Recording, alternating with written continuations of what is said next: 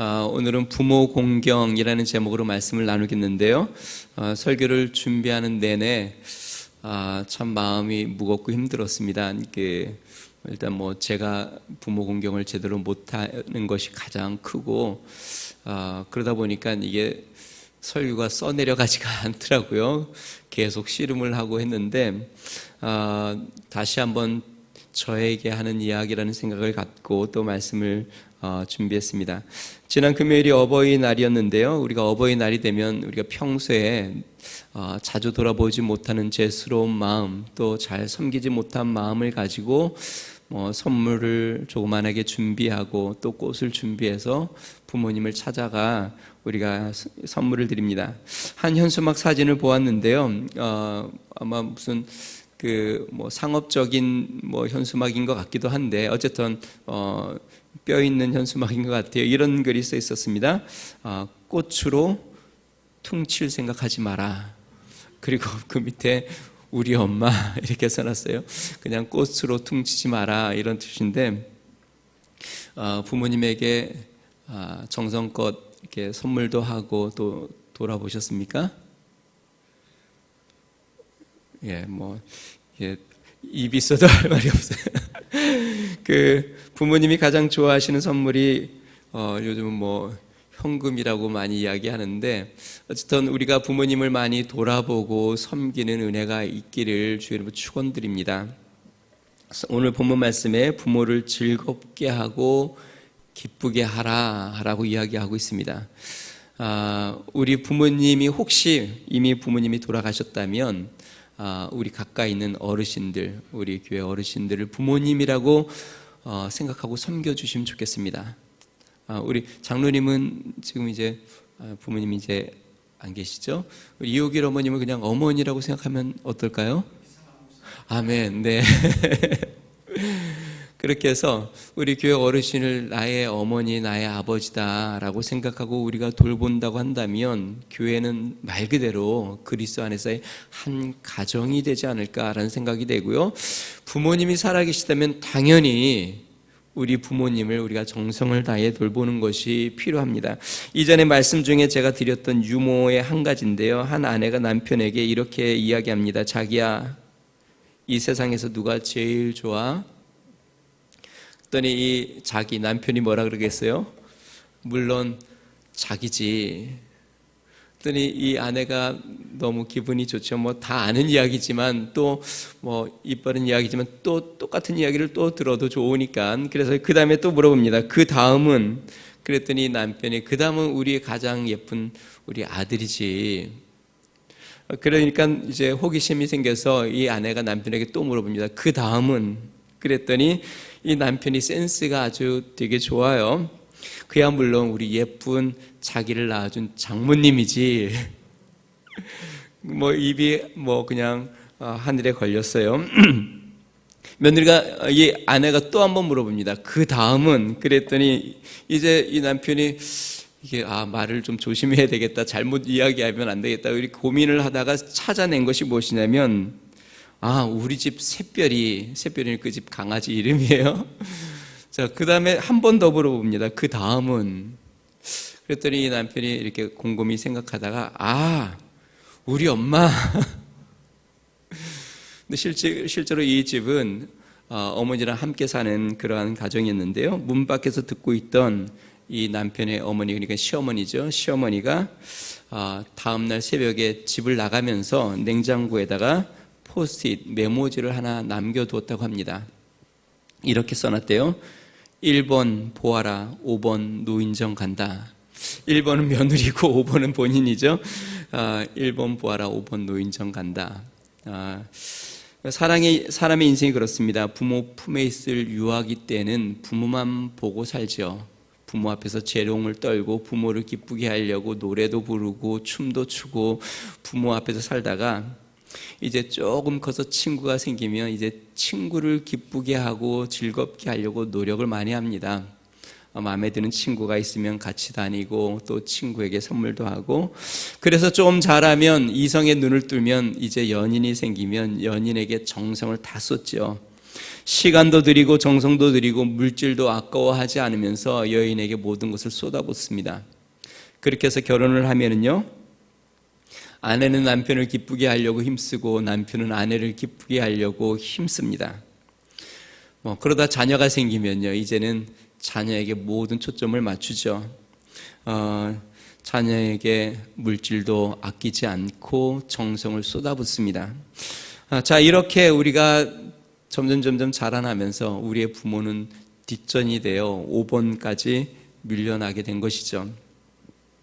예수님 당시에 유대 사회에서 하나의 풍속이 있었는데요, 고르반이라는 풍속이 있었습니다. 이 고르반이라는 것은 구약 시대에 하나님 앞에 약속, 언약과 같은 겁니다. 내가 이것을 하나님 앞에 드립니다 라는 스스로 자원하는 언약과 같은, 서약과 같은 겁니다. 자, 그런데 이렇게 하나님 앞에 내가 이것을 드리겠습니다. 앞으로 내가 내 땅에 얼마큼을 드리겠습니다. 아니면 나의 재산에 얼마큼을 바치겠습니다. 뭔가 이렇게 서원을 하고 나면 이것이 풍속이 되어서 나중에 유대 장로들의 유전이 어떻게 됐냐면, 그렇게 헌신을 하면 그것에 대해서 다른 의무들을 좀 제해 줬습니다. 다른 의무라고 하면 여러 가지 이제 신앙인으로서 해야 될 세금이라든지 여러 의무들이 있을 거 아니에요. 그 중에 하나가 뭐였냐면 부모를 봉양하는 의무를 제해 줬습니다. 그러니까 그만큼에 대해서는, 예를 들어서 내가 한 이만큼을 내가 고르반 하나님 앞에 드리기로 서약합니다. 물론 그게 나중에 드려질지 안 드려질지 모르지만 그렇게 서약을 한다고 이야기를 하면 그만큼 분량에 대한 것은 부모 봉양에 대한 의미에서 제해 줬다라는 얘기예요. 그것은 하나님 앞에 드리는 것에 대한 갸륵한 마음을 인정해서 그렇죠. 그런데 마치 이런 것 같아요. 요즘 보면 이게 좀 꼭 잘못된 것은 아니지만 어느 기업이나 회사에서 기부를 하면 그만큼 세금 혜택을 주는 것 같은 그런 것이죠.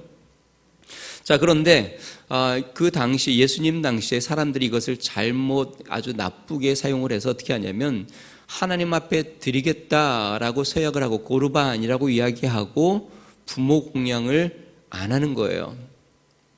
무슨 말인지 이해가 되시죠? 난 이걸 하나님 앞에 이 재산을 드릴 겁니다 라고, 고르반, 이건 주님 앞에 드릴 겁니다 라는 이야기를 하고, 그만큼 내가 부모를 돌보고 섬겨야 하는데 그것에 대해서 자유해졌다, 나는 하나님 앞에 드렸으니 아니면 드릴 거니까 라는 마음으로 거기서 회피한다는 것이죠. 그래서 예수님이 이렇게 이야기하세요. 마가복음 7장 11절에서 13절, 너희는 이르되 사람이 아버지에게나 어머니에게나 말하기를 내가 드려 유익하게 할 것이 고르반 곧 하나님께 드림이 되었다 하기만 하면 그만이라 하고, 그러니까 하나님 앞에 드리기로 했다라고 고르반 하면 이제 그만이야, 이제 더 이상 내가 부모에게 대한 책임이 없어 라고 이야기한다는 거죠. 자기 아버지나 어머니에게 다시 아무것도 하여 드리기를 허락지 아니하여 너희가 전한 전통으로 하나님의 말씀을 폐하며 또 이 같은 일을 많이 행하느니라. 다시 이야기하면 하나님이 정하신 그러한 의로운 뜻을 자신들의 전통으로 그것을 행하지 않는다라는 뜻입니다. 악한 것을 표현한 것이죠. 그런데 실제로 물론 우리는 하나님 앞에 고르반해서 부모를 공양하지 않고 그러지는 않을 것 같지만, 이 말씀을 보면서 우리가 느끼는 것은 우리에게도 너무 많은 이유와 핑계가 있다라는 생각이 듭니다. 부모를 돌보지 못하는 핑계가 우리에게 얼마나 많은지, 너무 바빠서 잘 못 가고, 지금 경기가 어려워서 부모를 돌아보지 못하고, 자녀 교육하느라고 힘들고, 물론 저는 실제로 이 고르반 여기에 많이 적용이 돼요. 교회에 매였다고 부모님 못 돌아보고, 이런 핑계들이 우리 부모님의 우선순위가 자꾸 뒤로 밀려 우리가 부모를 돌아보지 않는, 불효를 행하는, 그러니까 하나님이 주신 부모를 우리가 돌보지 않는 그런 참 악한 행위가 우리에게 얼마나 많이 있나라는 생각들을 해봅니다.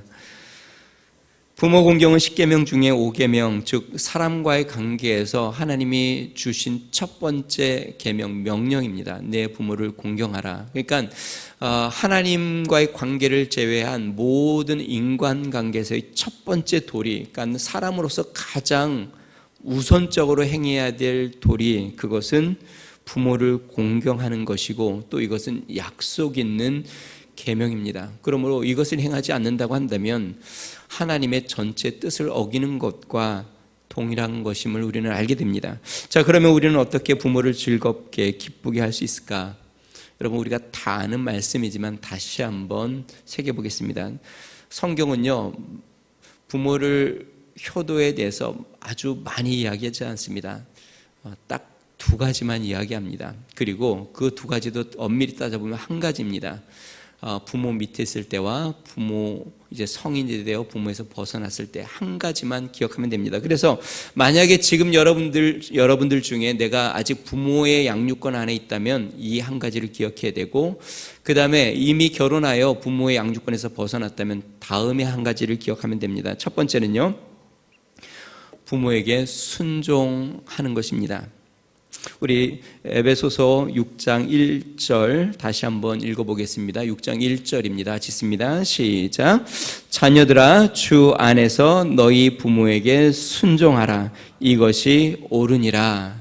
자, 여기에서 지난 시간에도 이야기한 것처럼 자녀들아 라고 할 때 영어로는 children, 다시 이야기하면 부모의 양육권 안에 있는 자녀를 이야기합니다. 그러니까 내가 아직 부모 아래에 있다고 한다면 성경에서 자녀에게 명령하는 것은 무엇이냐면 순종해라 라는 것입니다. 순종은 두 단어가 합성된 건데요, under, 밑에서라는 단어와 listen, 듣는다. 그러니까 아래에서 듣는다. 그러니까 다시 이야기하면 부모의 권위 밑에서 내가 듣는다. 마치 내가 위에 상사에게 밑에 사람이 이야기를 들으면 상사가 이야기하면 네 하고 순종하듯이 밑에서 듣는다라는 것입니다. 자, 이 순종은 또한 듣는 것뿐만 아니라 행함에도 초점이 맞춰져 있습니다. 단지 들을 뿐만 아니라 그것을 행하는 것이 순종이죠. 다시 이야기하면 부모 밑에서 부모의 권위에 맞게 들으며 그 말씀대로 순종하는 것, 이것이 자녀가 해야 될 가장 근본적인 것, 의로운 것이다 라고 이야기합니다. 그럴 때에 그것이 부모를 기쁘게 하는 것이다. 부모에게 어버이날 좋은 선물을 해주는 것도 감사한 일이죠. 우리 자녀들도 있으니까 우리 자녀들도 이렇게 선물을 해서 너무 감사해요. 부모에게 본인이 출세하는 것도 좋은 일이에요. 그렇지만 성경에서 가장 부모 양육권 밑에 있는 자녀에게 명령하는 것은 순종, 부모의 말을 듣고 행하는 것이라고 이야기합니다. 골로새서 3장 20절은 이렇게 이야기합니다. 자녀들아, 모든 일에 부모에게 순종하라. 이는 주 안에서 기쁘게 하는 것이니라. 이것은 주 안에서 기쁘게 한다는 건 주님을 기쁘게 한다는 뜻이긴 한데, 실제로 우리 자녀가 부모의 말에 순종하면 우리 하나님이 기뻐하세요. 그리고 부모도 기뻐할까요? 너무나도 당연한 겁니다. 자녀가 부모의 말에 순종하면 우리 하나님도 기뻐하시고 부모도 기뻐해요. 그런데 여기 보니까요, 모든 일에 부모에게 순종하라 라고 이야기하고 있습니다.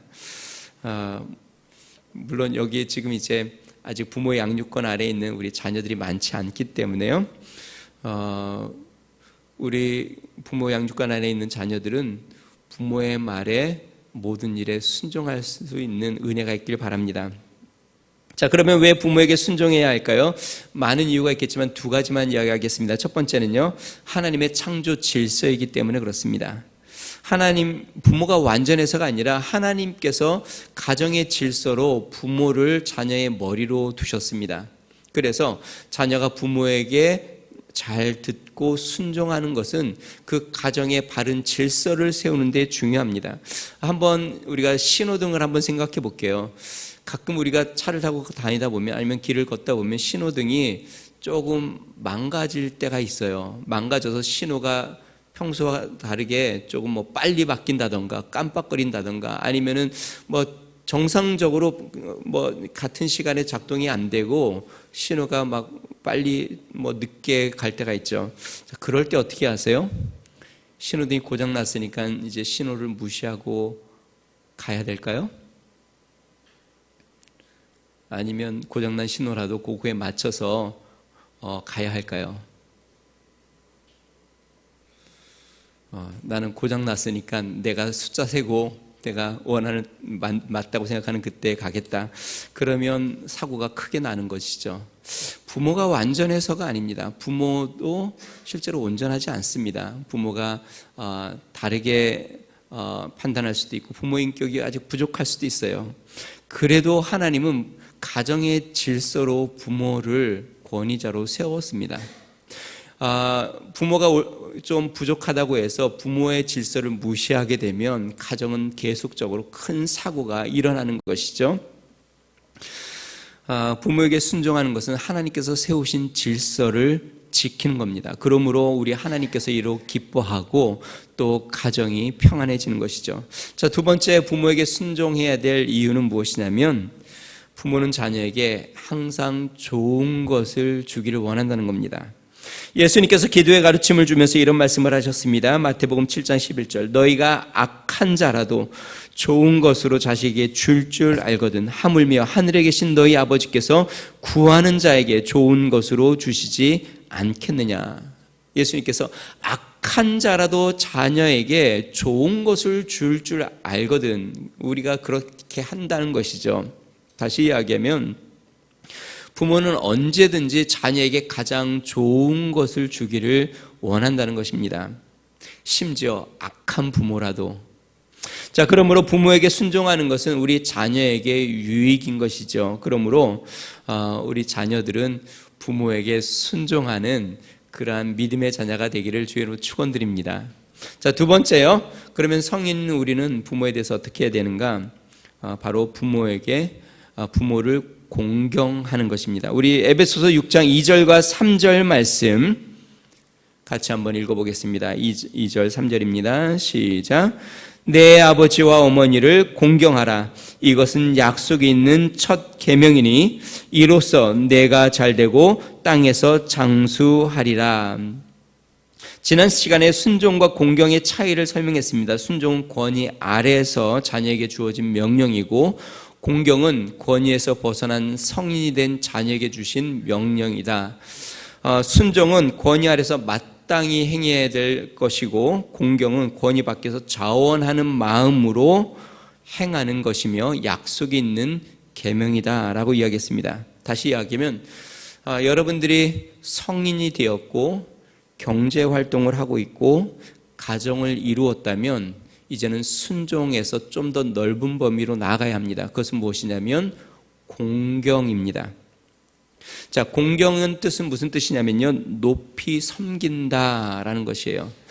부모 밑에 있을 때는 순종만 하면 됐습니다. 부모가 이야기하면 네 하고 행하면 됐습니다. 그런데 이제 내가 성인이 되고 경제활동을 하고 내가 이제 어른이 되면 순종만이 아니라 이제는 부모를 섬겨야 합니다. 이것이 공경입니다.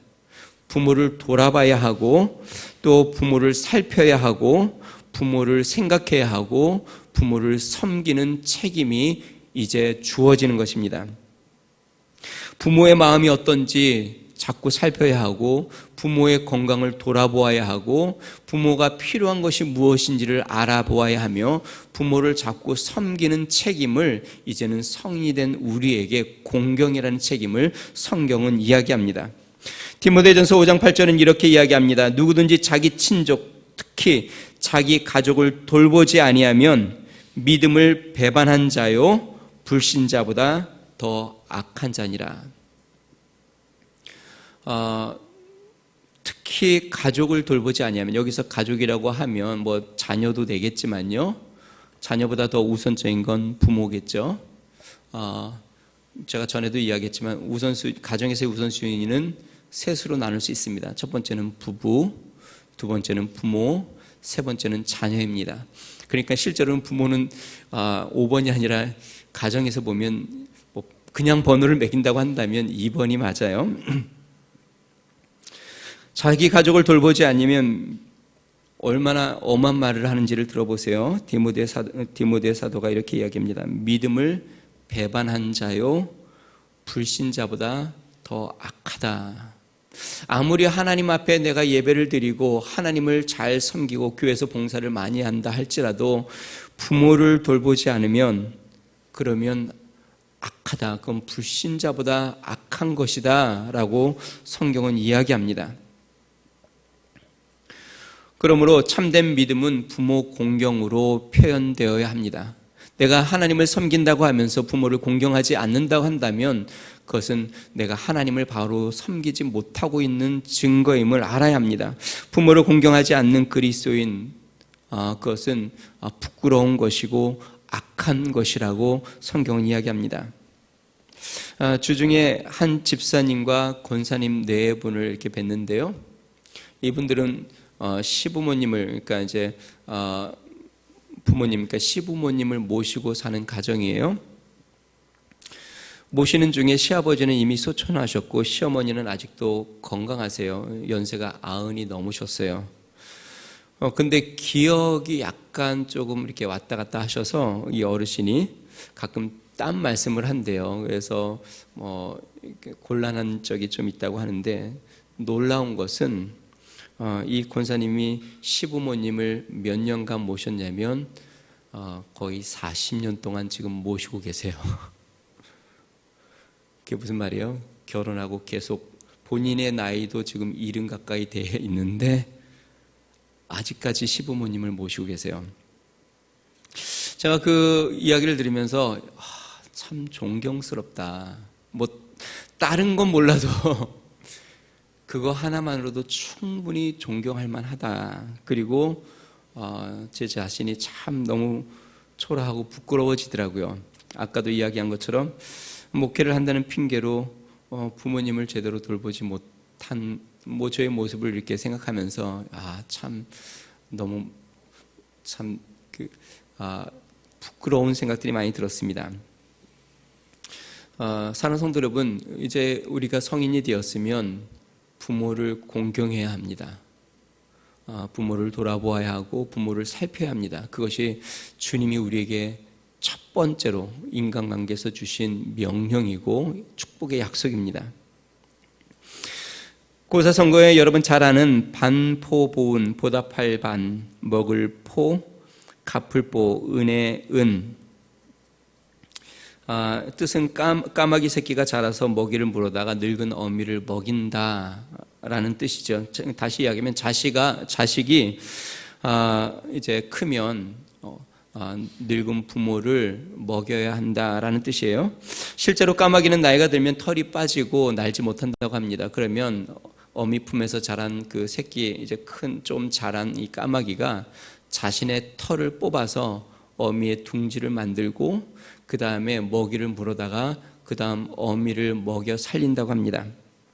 이 고사성어의 유래는 이렇습니다. 수나라 말기 군웅인 이밀이라는 사람이 진나라 무제가 그를 높은 벼슬을 내립니다. 자, 그런데 이밀이라는 사람이 늙으신 어머니를 복양하기 위해 관직을 사양을 합니다. 실제로 이 이밀은 부모님을 일찍 여였고 할머니 밑에서 자랐습니다. 그러니까 이 늙은 할머니를 복양하기 위해서 내가 관직을 지금 맡을 수 없습니다 라고 내려놓는 것이에요. 그랬더니 이 무제는 실제로 이제 수나라 포로와 같은 이 이밀이 관직을 사용하기 때문에 이 사람이 자신을 임금으로 인정하지 않는가 하는 마음에 화를 내어 다시 한번 관직을 받으라고 명령을 내립니다. 그러자 이 이밀이 자신을 까마귀로 비유하면서 사양하는 글을 이렇게 적었습니다. 한낱 미물인 까마귀도 반포지호가 있거늘 사람으로 태어나 늙으신 할머니를 끝까지 봉양할 수 있도록 헤아려 주십시오. 이 늙으신 부모를 내가 끝까지 봉양할 수 있도록 내가 지금 관직을 맡으면 이 늙으신 부모를 내가 돌아볼 수 없으니 좀 헤아려 달라라고 이야기해서 시작되는 고사성어입니다. 이와 반하는 스토리가 하나 있습니다. 좀 길지만 아마 들어본 분도 있을 겁니다. 작가 조영경 씨가 쓴 효도별곡이라는 책에서 소개된 이야기인데요. 제가 쭉 한번 읽어보겠습니다. 서울에서 만두집을 경영하며 살아가는 젊은 부부가 있었습니다. 어느 날 부부는 이상한 사실을 알게 되었습니다. 매주 수요일 오후 3시만 되면 어김없이 할아버지와 할머니가 만두가게에 나타나는 것입니다. 처음에는 대수롭지 않게 생각했지만 나중에 두 분의 노인들에게 관심을 가지게 되었습니다. 그도 그럴 것이 매주 수요일 오후 3시가 되면 두 분이 함께 만두집에 들어오는 것이 아니라 따로따로 들어선다던가 식탁에 마주 앉아 서로 바라보는 표정 등에서 석연치 않은 점이 한두 가지가 아니었기 때문입니다. 일반적으로 할아버지가 먼저 오는 편이었지만 비나 눈이 오거나 날씨가 좋지 않은 날이면 할머니가 먼저 와서 구석자리에 앉아 출입문을 바라보며 초조하게 할아버지를 기다리곤 했습니다. 만두를 시킨 뒤에는 김이 모락모락 나는 만두를 드실 생각도 않고 마치 이별을 앞둔 여인들처럼 안타까운 눈빛으로 서로 쳐다보는 것이었습니다. 그러다가 생각난 듯 상대방에게 황급히 만두를 권하다가 다시 눈이 마주치면 눈에 눈물이 고이기도 했습니다. 만두집 부부는 그 할아버지와 할머니는 정상적인 부부가 아니라 아마 옛날에 서로 사랑하던 사이로서 그 사랑을 이루지 못한 첫사랑의 관계라고 생각했습니다. 비록 몸은 늙었지만 일주일에 한 번씩 만나 젊은 시절에 이루지 못한 사랑을 나누는 것이라고 생각했습니다. 그러던 어느 수요일 그날따라 할머니의 안색이 영 좋지 않아 보였습니다. 할아버지가 만두 하나를 집어 할머니에게 권했지만 할머니는 힘없이 고개를 가로저을 뿐 드시지 않았습니다. 그리고 그날따라 할머니는 자주 눈물을 닦으며 어깨를 들먹이곤 했습니다. 한참 뒤에 일어나 만두값을 치른 할아버지는 그날만큼은 할머니의 어깨를 감싸 안은 채 만두집을 나섰습니다. 그런데 그날 이후로 할아버지와 할머니는 발길이 끊어지고 말았습니다. 그 다음 수요일도 그 다음 수요일에도 두 노인은 영영 나타나지 않았습니다. 만두집 부부는 궁금하기 짝이 없었으나 어쩔 도리가 없었습니다. 그로부터 2달여가 지난 어느 수요일 정각 오후 3시에 할아버지가 문을 열고 만두집 안에 들어섰습니다. 만두집 부부는 너무 반가웠습니다. 그러나 할아버지의 얼굴은 예전과 달리 몹시 초췌해 보였고 진심으로 반가워하는 부부를 향해 할아버지가 담례로 보이는 웃음은 울음보다 더 슬퍼 보였습니다. 만두집 여자가 물었습니다. 할머니도 곧 오시겠지요? 할아버지는 고개를 가로저었습니다. 돌아가셨다는 것이었습니다. 그리고 그 할아버지는 마치 독백하듯 울먹이는 목소리로 사연을 이야기했습니다. 이러면서 이제 할아버지가 사연을 이야기하는 거예요. 할아버지와 할머니는 그들이 생각했던 것처럼 첫사랑의 관계가 아니라 어엿한 부부지간이었습니다. 그런데 할아버지는 수원에 있는 큰 아들의 집에서 할머니는 서울에 있는 둘째 아들의 집에서 각각 떨어져 살아야만 했습니다. 두 분의 사이가 나빠서가 아니라 자식들끼리 싸운 결과였습니다. 큰 며느리가 다 같은 며느리인데 자기 혼자만 시부모를 모실 수 없다고 강경하게 나서는 바람에 아들들이 공평하게 한 분씩을 모시기로 한 것이었습니다. 본의 아니게 서울과 수원으로 생이별을 하게 된 할아버지와 할머니는 매주 수요일 오후 3시만 되면 마치 견우와 직녀처럼 그 만두집에서 일주일에 한 번씩 만나온 것이었습니다. 할아버지는 다음과 같은 말로 이야기의 끝을 맺었습니다. 이제 나만 죽으면 돼. 천국에서는 같이 살 수 있을 거야. 부모가 이제 나이가 들어 힘이 없어지고 경제력이 없어지고 부모 힘으로 아무것도 할 수 없을 때 자녀가 부모를 돌보지 못하면 부모는 외로워지고 나약해지고 또 병들게 됩니다. 그리고 부모를 제대로 돌보지 못하면 이러한 부모가 마음에 큰 상처와 아픔이 되는 것을 우리는 보게 됩니다. 오늘 성경에서 우리 자녀에게 부모를 즐겁게 하고 기쁘게 하라라고 성경은 명령하고 있습니다. 우리 하나님의 말씀을 우리는 기억해야 합니다. 주님께서 우리에게 가정을 주셨고 우리는 부모 밑에서 생명을 얻었고 또 부모의 그 헌신으로 우리는 양육을 받고 자라왔습니다. 이제 우리가 자라서 바쁘다는 핑계로 또 우리 자녀들에게 마음을 쏟느라고 부모를 돌보지 못한다면 그것은 성경에 말한 대로 악한 것입니다. 하나님의 말씀을 기억해야 합니다. 우리 부모를 돌볼 때에 성경은 우리로 장수하는 복, 땅에서 잘 되는 복을 주신다고 말씀했습니다. 사랑하는 성도 여러분, 혹시 부모에게 내가 자라면서 상처를 많이 받을 수도 있습니다. 부모가 나에게 잘 못해줬을 수도 있습니다. 다른 자녀만큼 평안하게 유복하게 자라지 못했을 수도 있습니다. 아니, 부모 때문에 많은 상처로 힘든 시간을 보냈을 수도 있습니다.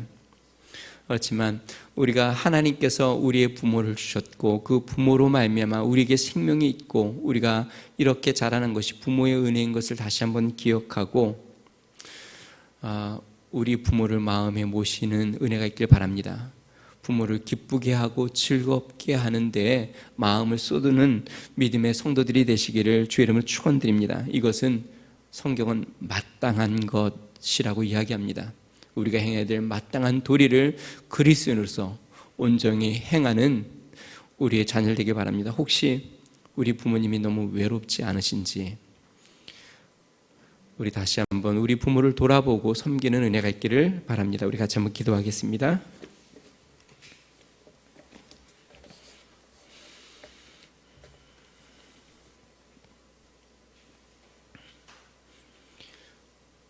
우리 부모를 즐겁게 하고 기쁘게 하라고 성경은 이야기합니다. 부모에게 순종하고 부모를 공경하라라고 우리에게 말씀을 주십니다.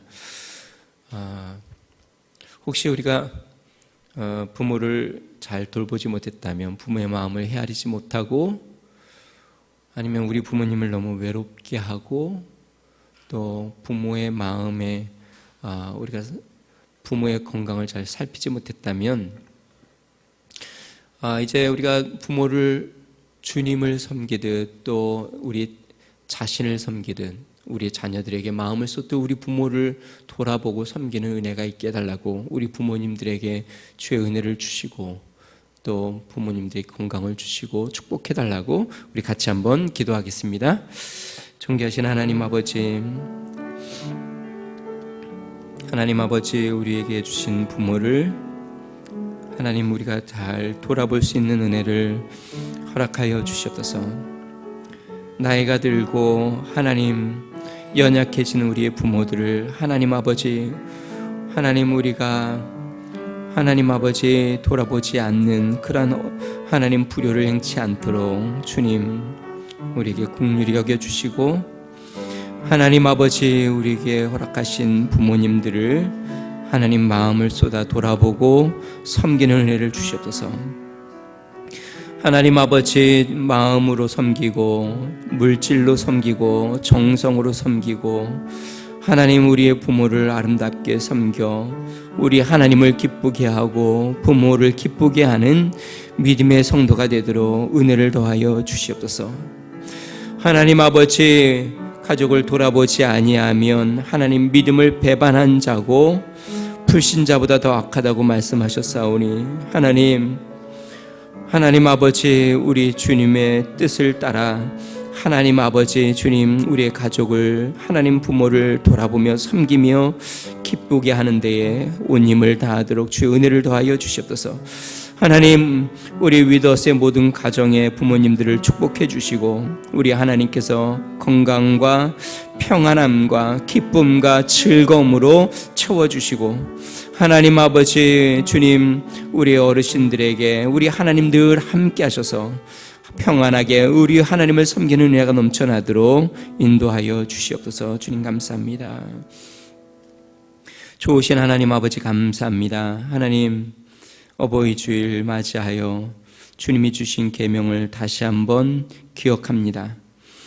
하나님 아버지 형제를 가족을 돌보지 아니하면 믿음을 배반한 자고 불신자보다 더 악하다고 주님 말씀했습니다. 부모를 즐겁게 하고 기쁘게 하라고 부모에게 순종하고 공경하라고 말씀했습니다.